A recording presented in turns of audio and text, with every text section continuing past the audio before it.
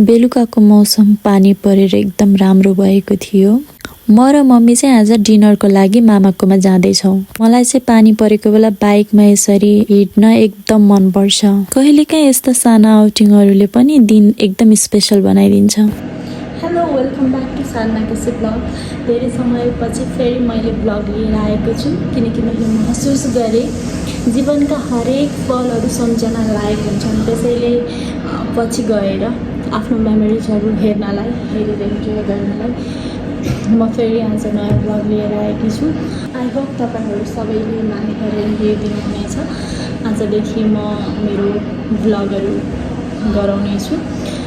कस्तो हुन्छ त्यो त थाहा छैन, तर म मेरो बेस्ट गर्नेछु, किनकि म मेरो मेमोरिजहरूको लागि बनाउँदैछु एन्ड तपाईँहरूलाई नि हेर्नलाई इन्जोय होस्, राम्रो लागोस्, त्यसरी पनि बनाउँदैछु। सो सबैजनाले मेरो ब्लगलाई माया गरिदिनु होला। लागौ भिडियोतर्फ। घरमा सबै मिलेर खाना बनाउने माहौल नै अर्कै हुन्छ। आज सेफ त होइन, तर हेल्पर चाहिँ बनेकी छु। सँगै बसेर खाना बनाउने र गफ गर्ने यस्ता साना मोमेन्ट नै मलाई धेरै मनपर्छ। लाइट रहेन हाम्रो चाहिँ मामा कुकिङ गर्दै हुनुहुन्छ। के बनाउला मामा? मटन। आज के बनाउँछ? आज अब ढेँडो बनाउँछु, मटन बनाउँछु, अनि अचार सब्जी बनाउँछु। आज मामाले मिठो मिठो बनाएर खाना दिनुहुन्छ हामीलाई। बहिनीले यहाँ बोरी केलाउँदैछन्। खै बोरी केलाएर हो कि भिडियो हेरेर हो कि के गरेर हो मान्छे?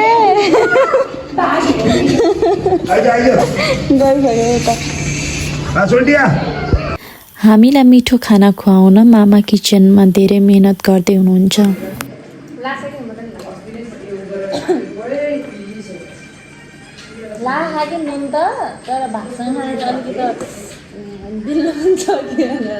अफिसियली फुड टेस्टर त हामी नै हो जस्तो छ।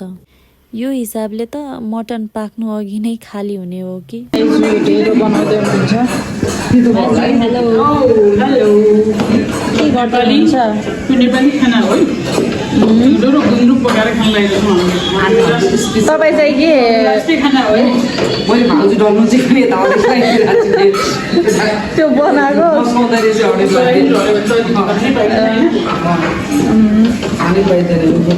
कति मनपर्छ है? कोलाई ढेँडो मनपर्छ? कमेन्ट गर्नु होला। सबैलाई मनपर्छ त, हजुरलाई मन पर्दैन जस्तो लाग्यो। यहाँ सिपीहरू पनि मन पर्दो रहेछ त। सबैले खान लागेको मामा गराएर हो कि अघि ढेँडो नखाउँ भन्ने मान्छेले त म ढेँडो तिमी चाहिँ के गर्न? मासु निकाल्यो अहिले सकिन लाग्यो त। अब चाहिँ हाम्रो खाना रेडी भइसकेको छ। मामा आजको सबै बनाएर रेडी पारेर हामीलाई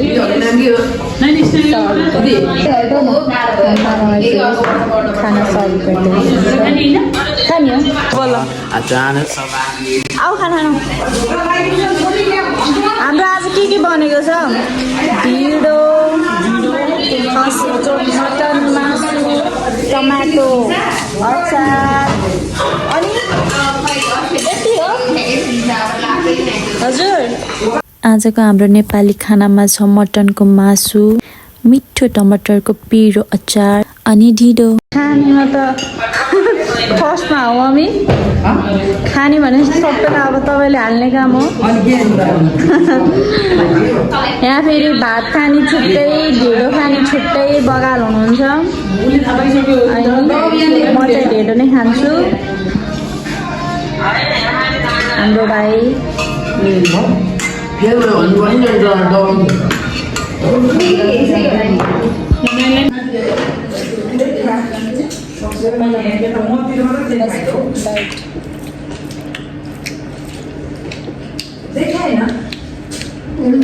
पिरो रहेछ चट्नीमा।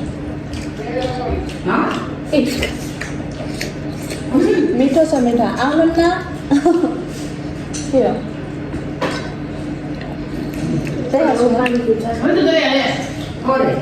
ए सब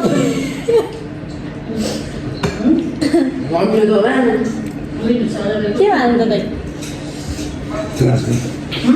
मिठो छ खाना कहाँ कस्तो लाग्यो मन्दिरमा तर अस्ति दिएको मुटु छ त्यो खाना कस्तो उसको त भातै रहेछ खाना कस्तो लाग्यो मामा धेरै मिठो छ आफै त बनाउनु भयो हो धेरै मिठो छ होइन धेरै मिठो छ ए यता बस्नु भएको छ हाम्रो माइजू र कस्तो छ खाना एकदम टेस्टी छ है नेपाली ढिँडो आफूले बनाएको मिठो छ भन्नै पर्यो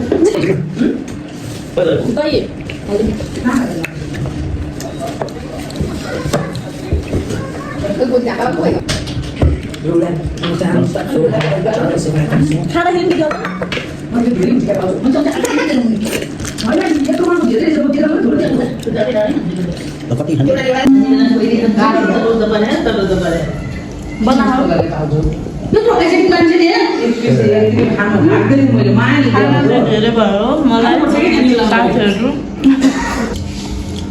कस्तो छ मासु मासु चाहिँ मिठो थियो आनन्द मासु कस्तो छ गजब मिठो छ कोल पका कस्तो छ मिठो छ कोल पका हाम्रो कुकम्यान चाहिँ यता हुन्छ है कुकम्यान हाम्रो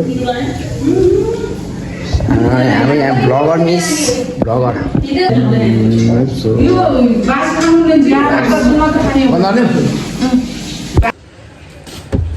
मलाई जस्तो यसलाई पनि गाह्रो भइरहेको फेरि मपट्टि टाँसिँदै हिँडेको कि टाँसिँदै मलाई खाएर गाह्रो भइरहेको मलाई त कस्तो त्यो फर्स्ट टाइम म बेहोस हुँदाखेरि त्यस्तै फिल भइरहेको छ यस्तो उल्टी आउनु जस्तो चक्कर लागेर जस्तो भइरहेको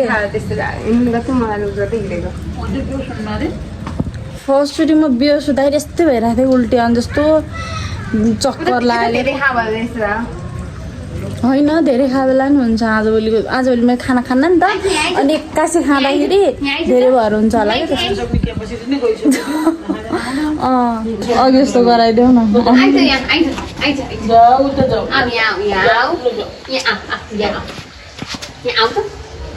आऊ त म तिमीलाई पेटमा मसल गरिदिन्छु आऊ त पेटमा आराम गरिदिन्छु आऊ आऊ बिचरा के भएको यसलाई अब भाग्न खोजिरहेको अहिले अब कि त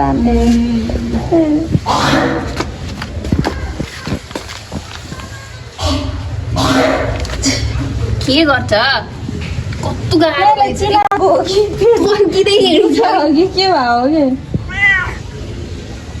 पेटैमा गाह्रो भएछ कि पेट तन्काउँदै हिँडेछ यसले एम्बुलेन्समा फोन गर फोन गर